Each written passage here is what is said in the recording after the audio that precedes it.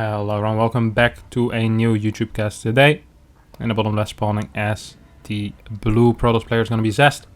In the top right spawning as the purple Toss, it's going to be Stats right here. Stats with his trademark wall at this point, and I'm still not sure why I don't play it. I don't understand why other Tosses don't play it. This is by far the best wall there is in the game, and I'm going to explain to you guys why that is. Now, first advantage is you can put batteries in the low ground, meaning that your third pylon doesn't necessarily need to be on the low ground. It can be anywhere, meaning if you're going to proxy something, whether it be a Stargate or just a regular proxy pylon, your second pylon can be in your main base to make sure you can get a battery versus an Oracle if you need to, and you can still get batteries on the low ground.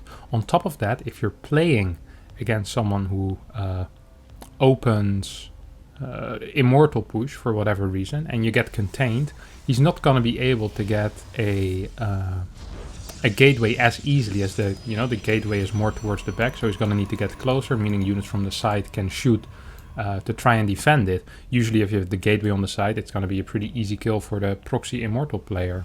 So in my opinion, the best wall, it still is 2 blocks as well. Archons can fit through. You can wall it with a battery, you can wall it with a gateway, you can wall it with a cybercore, a forge, a Stargate, if you really are feeling it.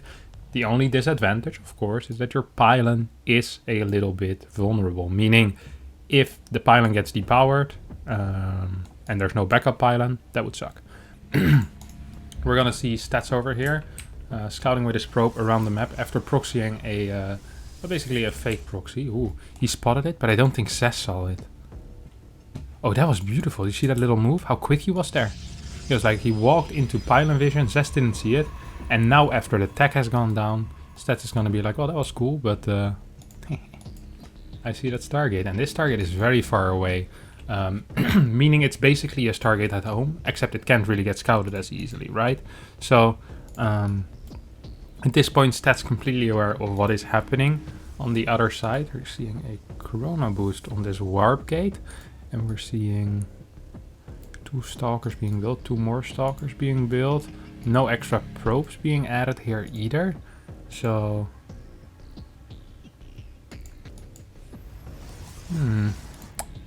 okay, yeah, no, this makes sense. Okay, a third gate. I was very confused as to what was happening because no extra probes, no real start on that low ground nexus.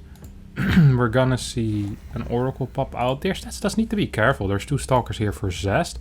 If Zest gets the first shot and Stats kind of keeps fighting for it, okay, I don't think he should keep fighting. He knows there's an Oracle about to finish as well, so this is gonna be a 2-for-1 trade most likely.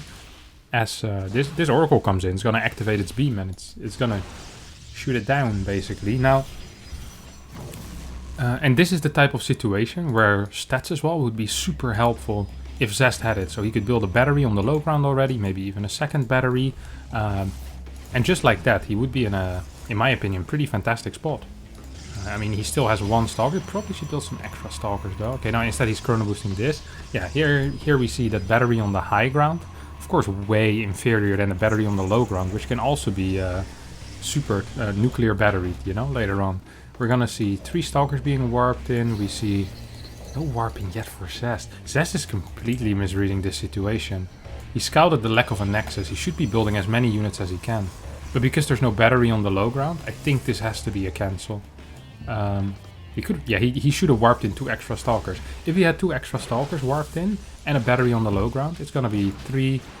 He probably could have had 5 stalkers at this point almost, or be very close to it.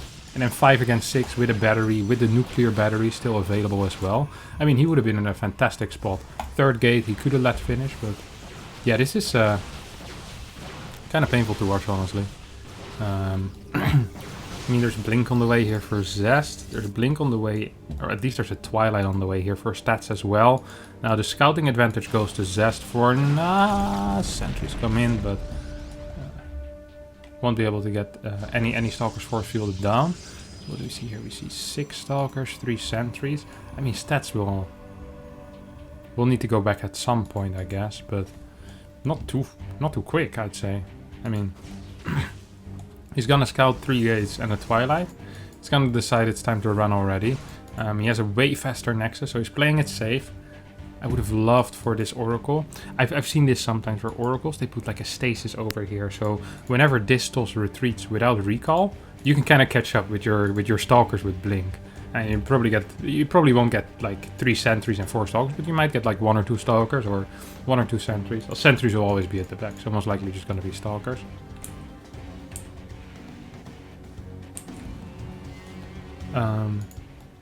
Pylon gets taken out by Zest here, who's down in workers, and more importantly, he's also down a base. Meaning that the worker spread isn't going to be as good. Even though difference only 3 workers, we already see... actually, there was not much of an advantage for stats at all. I read it wrong. Now we're gonna see the advantage for stats really kick in. Now that this natural starts mining 3 workers more, we see some long distance mining starting by Zest as well over here. Continue his worker chrono boosting. 1 fake immortal. He's not gonna do too much here.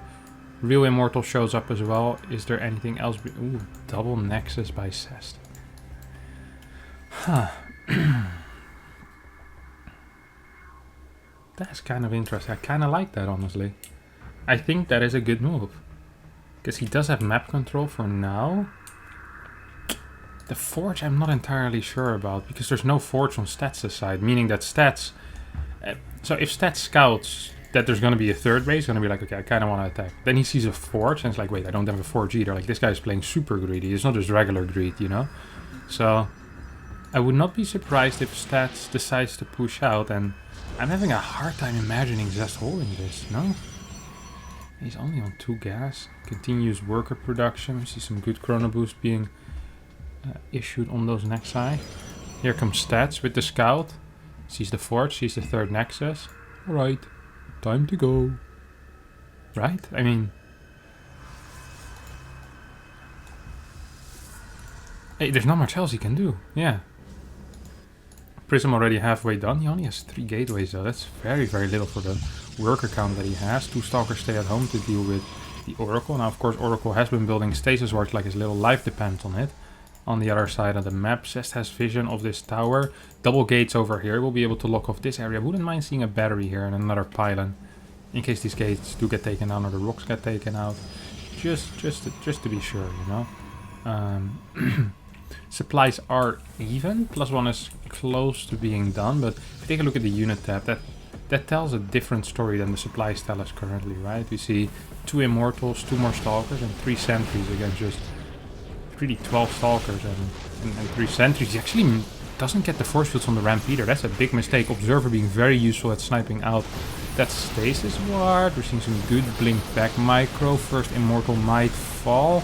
Blink forward. I'm not quite sure what's happening here, but this is actually not looking too bad here for Zest. Initially we see a pro pool. Oh, that's big. I'm not too sure about the blink forward with everything though, as a lot of these Stalkers are falling right now. Stats is pulling ahead in supply. He can't reinforce this position though, and +1 is about to finish up as well.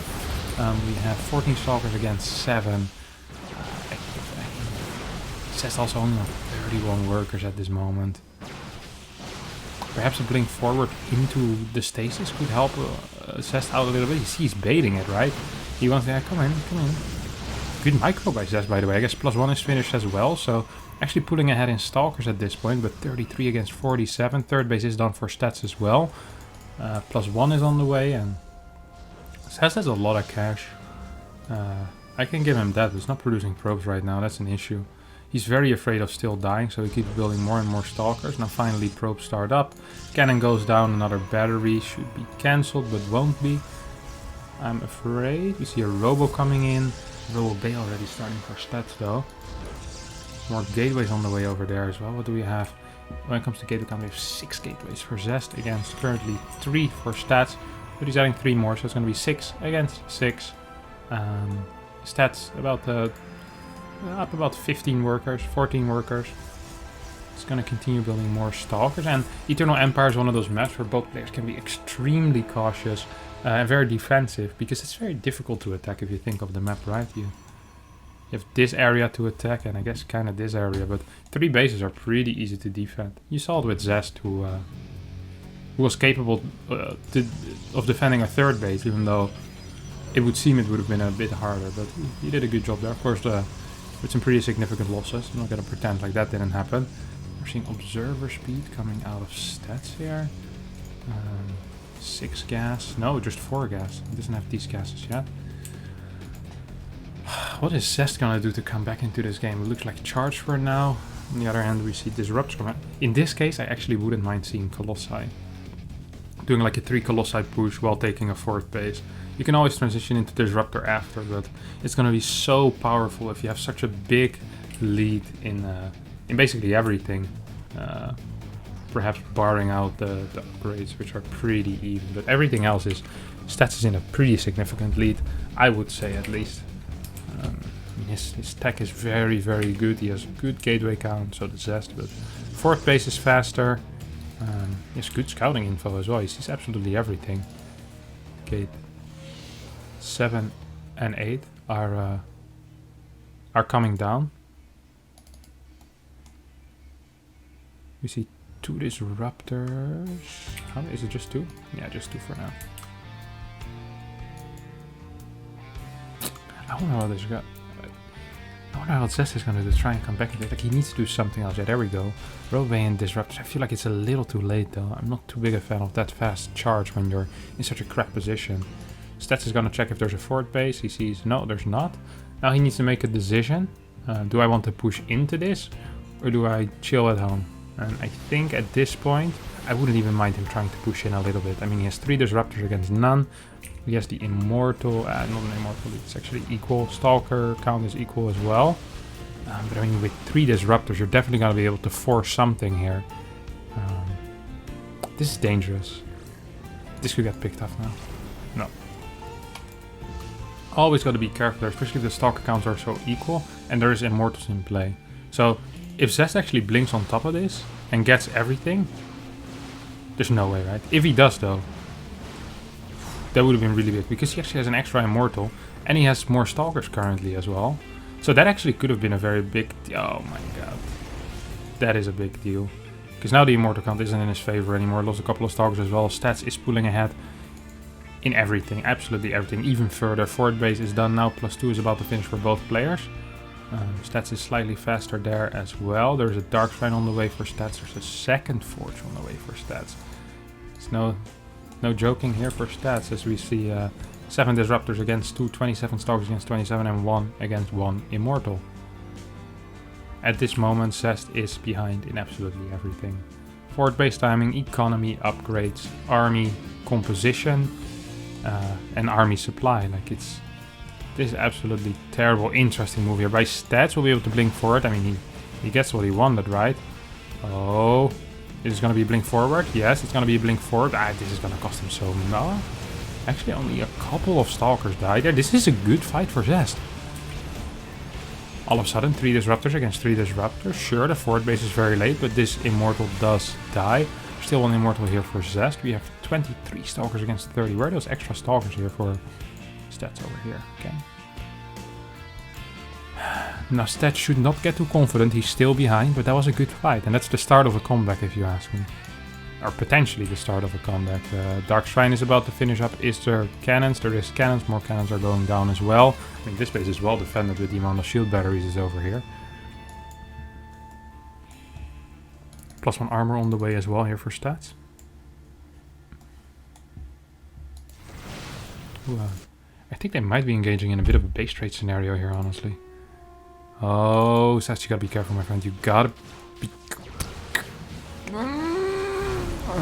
that's a big deal. That's a big deal. To start it off with, I think he...